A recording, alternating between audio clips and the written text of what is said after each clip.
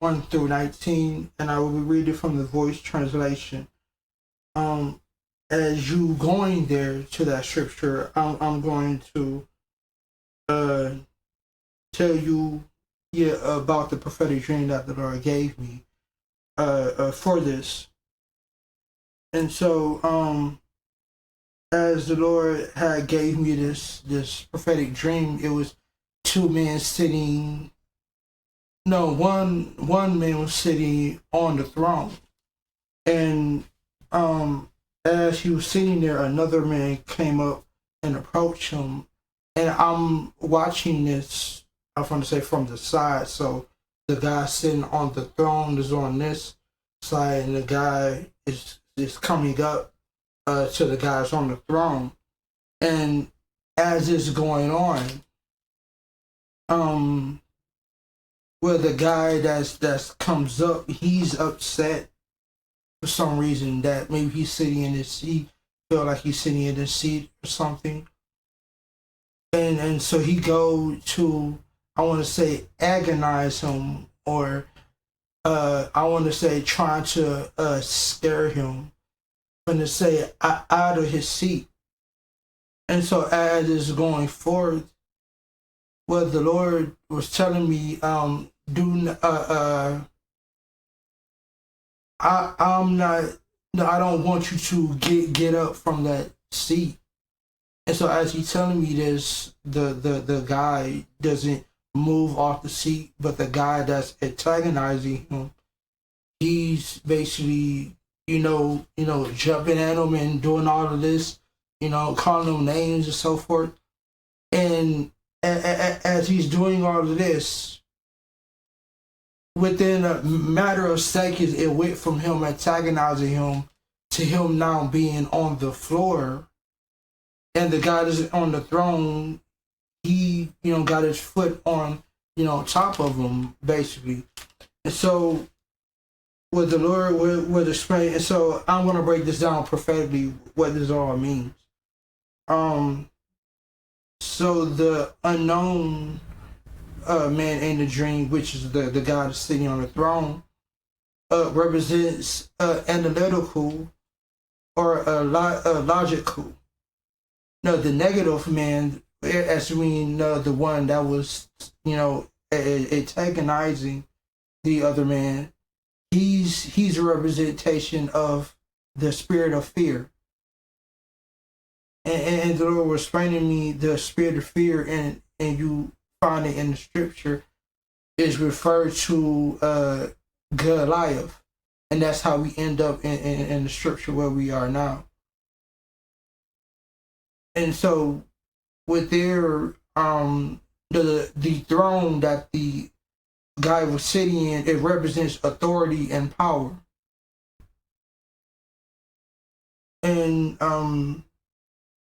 And so what the Lord was explaining was, and this is how come I named the title here, being challenged by the enemy.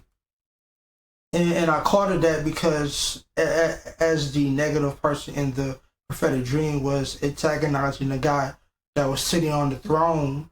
Now I want to speak prophetically to you and say that the guy that's sitting on the throne is you. And so what I do want you to understand is that the Lord have given you authority. He has given you power. So the throne you're sitting in represents authority and power. And so with you having this authority, so I just wanted to read this to you. 1 Samuel 17, 1 through 19.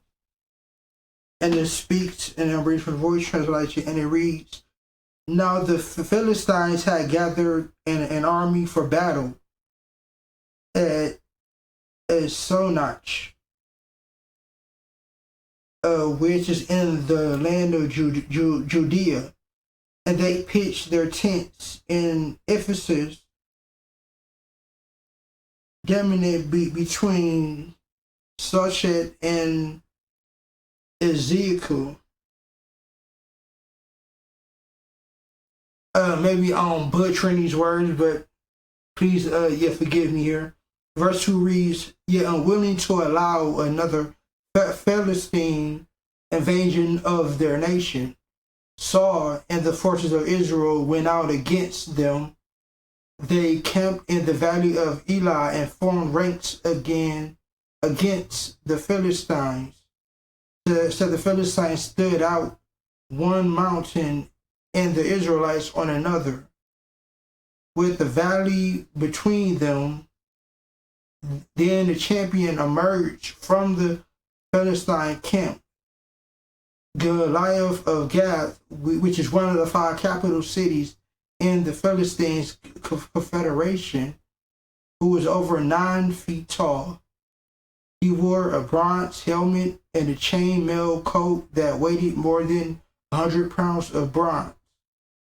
His legs were protected by bronze shin guards, and he had a bronze javelin slung between his shoulders, which is ready to throw. The shaft of his spear was as thick as a weaver's beam. The iron of his spear weighed 20 pounds, and his shield bearer went ahead of him, and he was a fearsome sight. So Goliath stood and shouted to the watching Israelites, why have you come to fight us? Am I not a Philistine or a warrior for a powerful empire? And don't you serve Saul, your so-called king? Choose yourselves a champion and send him out to me. For if he kills me, then we fight. Then we will serve you. But if I defeat him and kill him, then you will serve us. Today I challenge the entire army of Israel. Send me someone to fight. Verse 11 reads, then Saul and his army heard the Philistines' words, and they were shocked and frightened. And so I don't know what the enemy has challenged you on, but you feel frightened about it. But I don't want you to be afraid here, because here is where it's going to get good. Verse 12 reads that David was the son of Jesse, and Ephrathite from Bethlehem in Judea, who had 8 sons. At this time, Jesse was already an old man. Jesse is the father here. So Jesse's 3 oldest sons, Eliab, which is the firstborn, and Nabadab, which is the second, and Shemarah, which is the 3rd oldest son, and had gone with Saul to the battlefield. So David was the youngest son, and while the 3 oldest went with Saul, he went back and forth between Saul's battle and his father's sheep in Bethlehem, taking provisions to the troops and bringing word from the front line. Verse 16 reads, for 40 days this Philistine giant, who is Goliath of Gath, stepped forward, challenging the men of Israel every morning and every evening. But no one was brave enough to accept the challenge. So Jesse spoke to his son, his youngest son David, who was a boy, who was young for his age. So he told him in verse 17 to take 3 fifths of a bushel of roast grain and these 10 loaves of bread to your brothers in the camp, and also take these 10 blocks of cheese to the commander of their company, and see how your brothers are doing, and bring me some word from them. Verse 19 reads, Saul your brothers and all the men of Israel are arrived in the valley of Elah, fighting against the Philistines. Back then, when two armies wanted to fight, they didn't just get on the battlefield and just start fighting. What would happen is they would send one of the representative or one of their, I want to say not the captain of the army, but they would send one of their people out there. And if you would think about a Super Bowl game, how the two,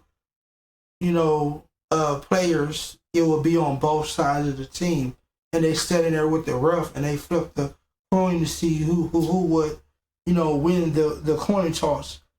So back then, they would have two people from both sides of the army, and they will meet up in the middle, and they will tell each other, what they're fighting for, and what they will want, as a reward if they will win.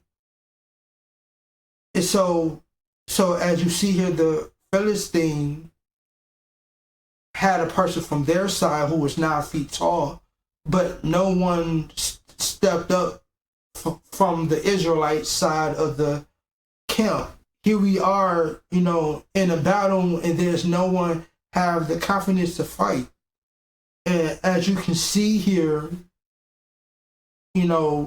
Jesse, and this is how the Lord moves him into this, young David into this position. And I want you to take note that he didn't move him into position by telling him to go put on army gear, and go through training so you can fight this man for your brothers and for your country. Jesse was a father who was getting old, and he just wanted to know, how his 3 oldest sons was feeling and how they was doing. As a father would care for his sons, he wanted to know how they was doing as far as how they're coping with the battle, and if they're eating all right, if they're just kind of normal things that a father would think. And so as this goes on here, he sends his youngest, David, he packed some food as like some lunches.